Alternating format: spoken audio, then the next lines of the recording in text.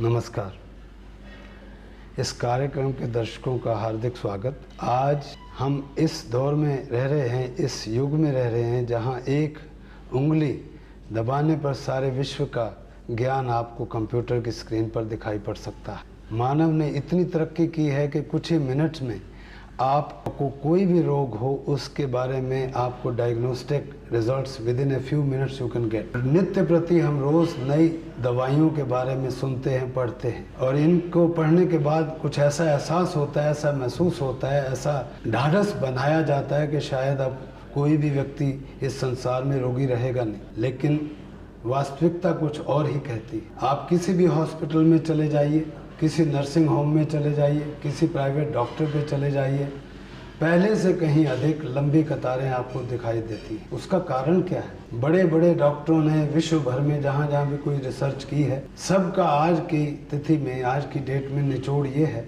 निष्कर्ष ये है कि कहीं ना कहीं हमारे लाइफस्टाइल में, हमारी जीवन शैली में अवश्य आमूल कोई भूल हो रही है, कोई मूलभूत जो है हमसे कोई गलती हो रही है, जिसके कारण इंसान इतनी दवाइयाँ और इतनी तरक्की होने के बावजूद भी दुखी और रोगग्रस्त। इसके अलावा इंसान पहले से कहीं अधिक तृष्णालु होता जा रहा है। The whole world has become like a global village. तो ये इतना जो मीडिया का रिवोल्यूशन आया, उसके कारण आज विलेजर भी ये दुनिया भर की जो सुख सुविधाओं को देखता है टेलीविज़न के माध्यम से, फिल्मों के माध्यम से, अखबारों के माध्यम से, वो उन सारी चीज़ों को प्राप्त करना चाहता है।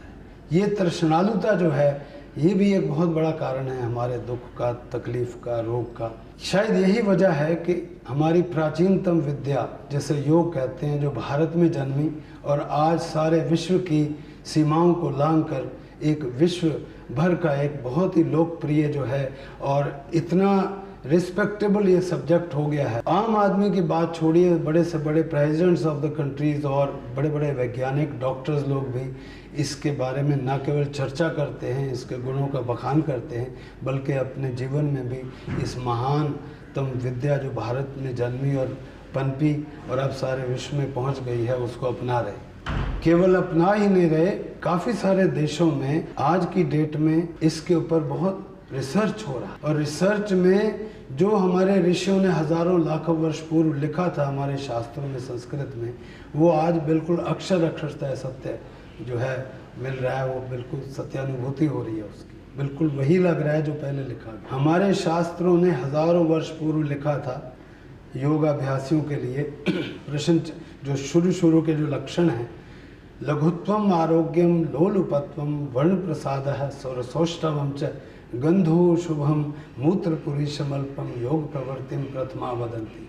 अर्थात जो व्यक्ति योगाभ्यास करता है उसका शरीर हल्का हो जाता है, काया निरोगी हो जाती है, विषय वासनाएं मिटने लगती हैं, स्वर मधुर होने लगता है और रोग दूर होने लगते हैं, और इंसान का जो टॉक्सिन्स हैं, जो मलमूत्र है, उसकी मात्रा भी कम होने लगती है। प्रारंभिक लक्षण है योगाभ्यासी के।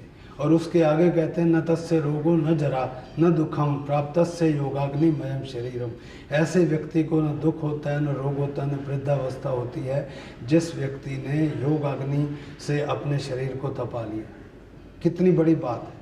आज के डॉक्टर भी यही बात कह रहे हैं कि सर दर्द हो, डायबिटीज़ हो, तनाव से और जो भी रोग होते हैं, ब्लड प्रेशर हाई हो रहा हो या हार्ट की प्रॉब्लम्स बढ़ रही हो या और नाना प्रकार के जैसे स्पॉन्डोलाइटिस है, बैकएक है, यानी नींद ना आना है, डिप्रेशन है, या और भी अवसाद वगैरह, और भी ऐसे जो तनाव ग्रसित रोग हैं या हमारे लाइफस्टाइल रिलेटेड प्रॉब्लम्स हैं, उन सब का निदान योग में सरल सहज योग साधनों से आपको प्राप्त हो सकता है। मेरे अपने व्यक्तिगत योग शिक्षा के जो जीवन काल में about 45 years, since 45 years almost I have been teaching yoga, मैंने भी हज़ारों नहीं लाखों लोगों को अपने भारत में ही नहीं बल्कि विदेशों में भी, यूरोप में, अमेरिका में, कनाडा में, सिंगापुर वगैरह में मुझे जाने का मौका मिला।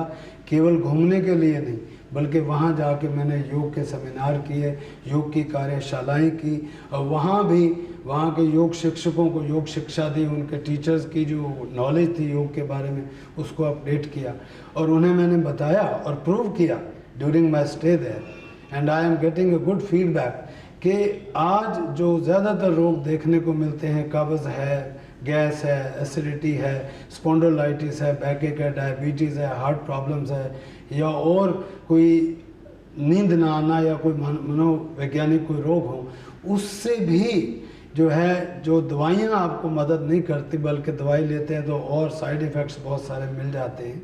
तो ये सरल सहज योग साधनों से आप उससे अपना जो है क्योर ढूंढ सकते हैं, अपना इलाज कर सकते हैं। पिछले 45 वर्षों में मैं व्यक्तिगत तौर पे देख रहा हूँ कि हज़ारों नहीं लाखों लोग जो आज की आम बीमारियाँ हैं, पेट दर्द, कमर दर्द, कब्ज़, गैस, डायबिटीज़ और हार्ट की problems, blood pressure is going high और कोलेस्ट्रॉल इज़ गोइंग हाई, या रात को नींद नहीं पड़ती है, दिन में चैन नहीं पड़ता है, विभिन्न प्रकार के रोगों से व्यक्ति ग्रसित हैं जिनका दवाइयों में कोई उनको उपचार नहीं मिलता। अगर वो कोशिश करते हैं तो उसके साइड इफ़ेक्ट्स इतने हैं कि इंसान एक बीमारी से निजात पाता है तो 10 और बीमारियाँ उसको आ घेरती हैं।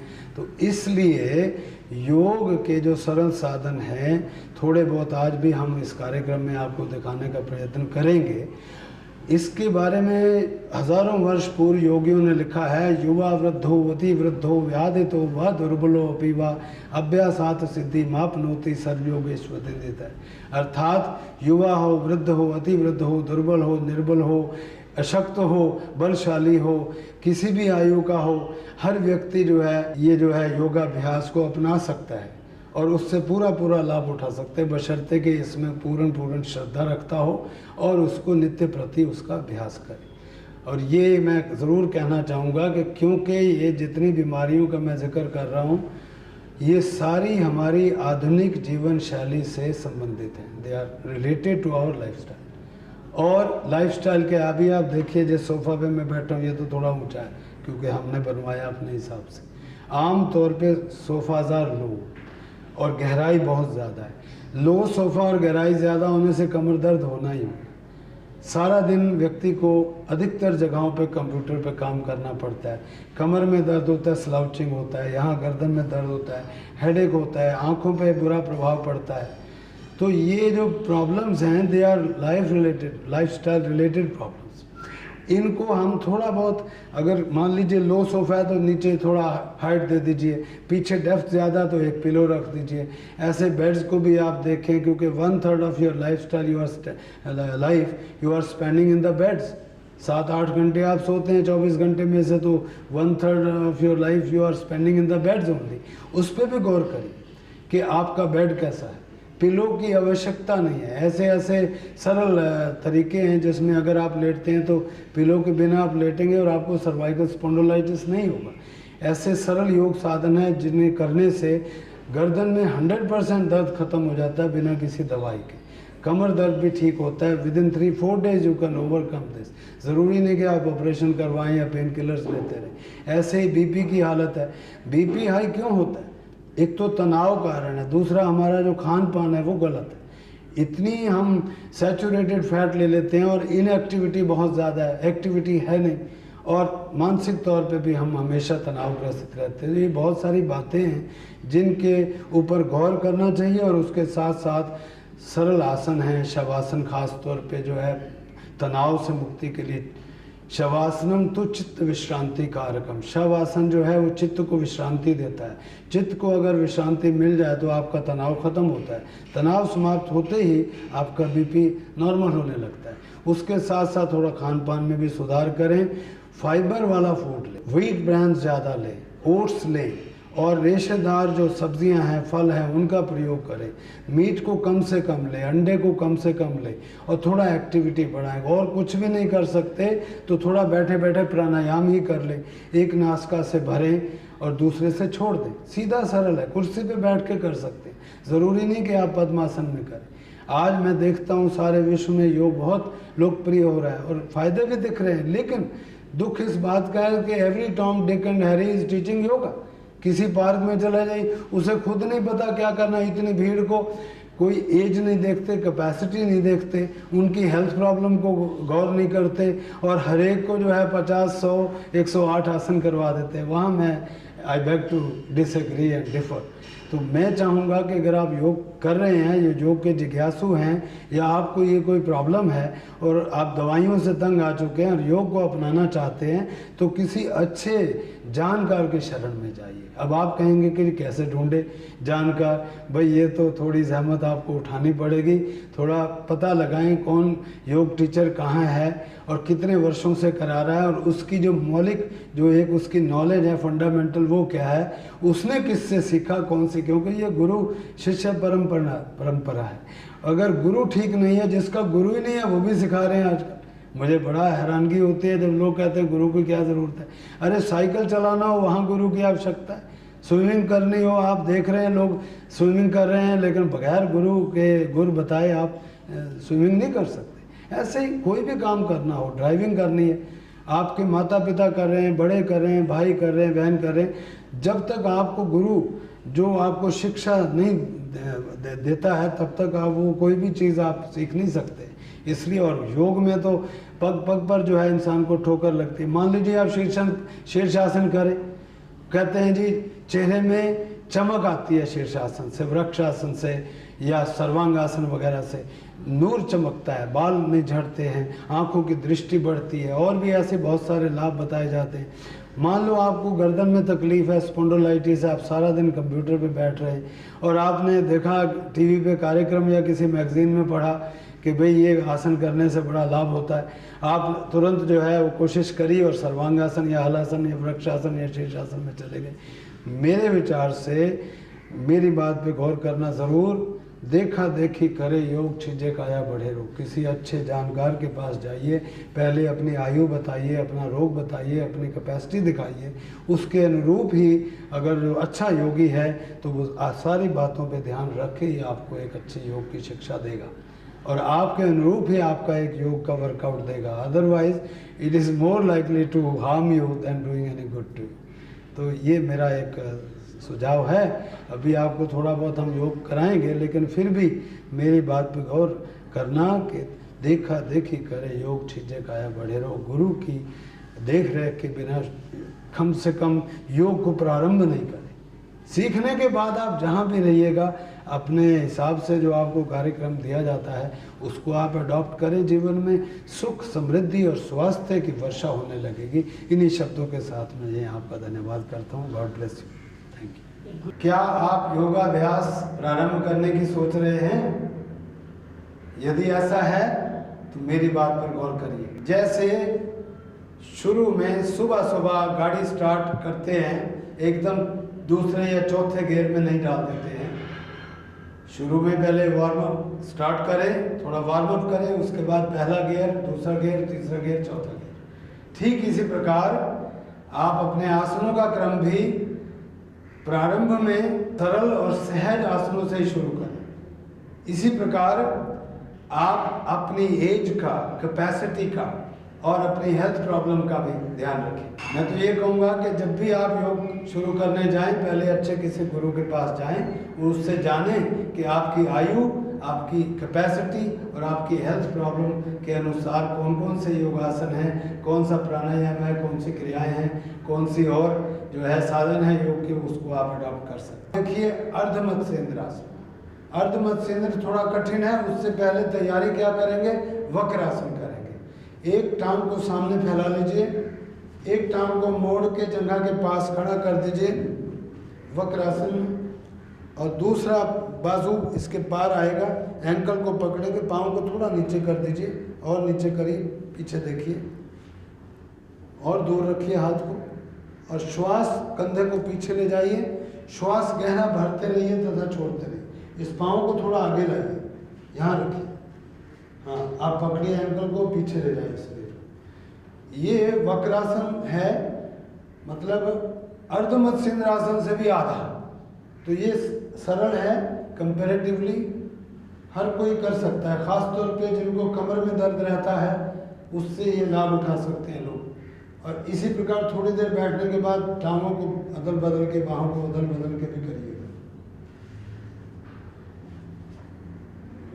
पीछे देखिए, श्वास भरिए, छोड़िए, पेट में श्वास चलने दीजिए, गहरा श्वास चलेगा, डायबिटीज़ में भी इसमें लाभ होता है इस आसन में, क्योंकि श्वास जो है तेज़ी से आपके डायाफ्राम में जाता है, पैनक्रियाज को एक्टिवेट करता है। रीढ़ की हड्डी में दर्द हो, खासतौर पर लोअर बैक में, तो उससे भी आपको राहत मिलती है।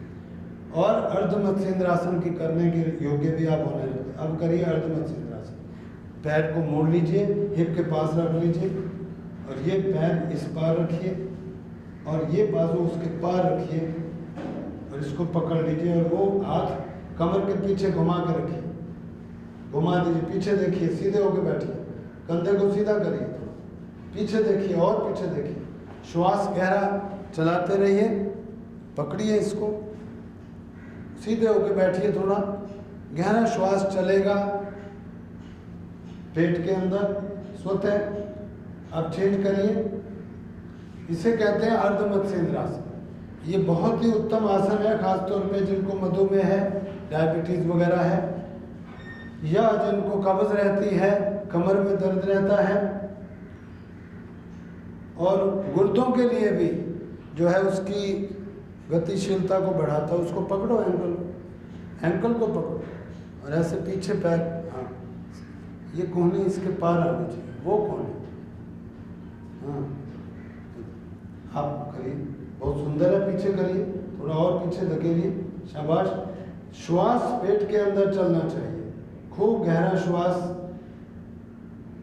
बहुत ही सुंदर, बहुत अच्छा, गुड। मेरा नाम राम भगत चौखानी है, मैं शिलोंग से आया हूँ। मेरे को करीब 10 घंटे लगातार पीछे बैठना पड़ता है, जिससे काफ़ी प्रॉब्लम आ गई। मेरे चलने में काफ़ी प्रॉब्लम आ गई थी। काफ़ी वहाँ अपोलो हॉस्पिटल में भी मैंने कलकत्ता में दिखलाया, लेकिन कोई बेनिफिट नहीं मिला। हालत मेरी बहुत ख़राब थी, मेरा वेट भी बहुत ज़्यादा था, उठने बैठने में, सोने में बहुत तकलीफ़ थी मेरे को। अभी 6 दिन में इन्होंने जो बेनिफिट दिया है, मेरे को एडवाइस दी, उनके अनुसार चला था मैं, उस करीब 70% मेरे चलने में भी फ़ायदा है, और मसल्स में, पिछले बैक साइड में भी, पसलियों में भी मेरी काफ़ी बेनिफिट है। आने से पहले बहुत बैक पेन भी था, सर्वाइकल में भी बहुत ज़्यादा पेन था, गर्दन इधर उधर करने नहीं सकता था, और ये पसली में बहुत काफ़ी तकलीफ थी। इतने शॉर्ट पीरियड में मेरे को जितना बेनिफिट मिला, मैं तो सोच नहीं सकता हूँ। वेट भी मेरा करीब 5.5 किलो 5 दिन में लूज हुआ है। मेरे को जो बेनिफिट मिला, मैं तो इनके लिए जो आभारी हूँ। और यहाँ के जितने भी है काम करने वाले, वो भी बहुत अच्छे हैं। सुबह मॉर्निंग में जल नीति देते थे, और मालिश करने वाले जो मालिश करते हैं, इतनी अच्छी नस को पकड़ते हैं कि मेरे को तो काफ़ी बेनिफिट है। यहाँ आर के पुरम सेक्टर 6 योग दिव्य मंदिर श्री लालजी महाराज गुरुदेव है। डॉक्टरों, हकीमों, वैद्यों और योग चिकित्सकों से निराश बहन भाई योगीराज लालजी महाराज से मुफ्त परामर्श करें। योग दिव्य मंदिर सेक्टर 6